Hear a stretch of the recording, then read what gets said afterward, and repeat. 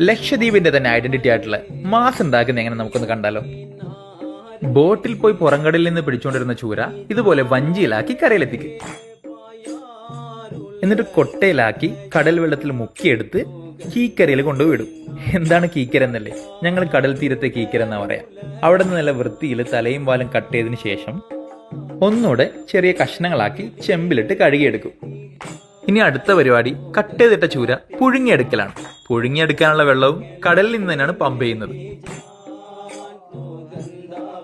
വൈകുന്നേരം പുഴുങ്ങാനിട്ടാൽ നേരം ഇരുട്ടുന്നതുവരെ കഷ്ണങ്ങളാക്കിയ ചൂര നല്ല രീതിയിൽ പുഴുങ്ങിയെടുക്കും. പിറ്റേ ദിവസം രാവിലെ തിളപ്പിച്ചാറിയ വെള്ളത്തിൽ നിന്ന് കഷ്ണങ്ങളാക്കിയ ചൂര എടുത്ത് പുകയിടുന്ന ഒരു പരിപാടിയുണ്ട്. എന്താണ് ഈ പുക എന്നല്ലേ? പുകയിടലെന്നും പറയും. പുകയിടുന്നതിനുള്ള സെറ്റപ്പാണ് ഈ കാണുന്നത്. പുകയിട്ട് കഴിഞ്ഞാൽ അതെടുത്ത് നല്ല വെയിലെത്തിട്ട് ഉണക്കിയെടുക്കും. ഉണക്കിയെടുത്തു കഴിഞ്ഞാൽ നല്ല അടിപൊളി ലക്ഷദ്വീപ് മാസ് റെഡി.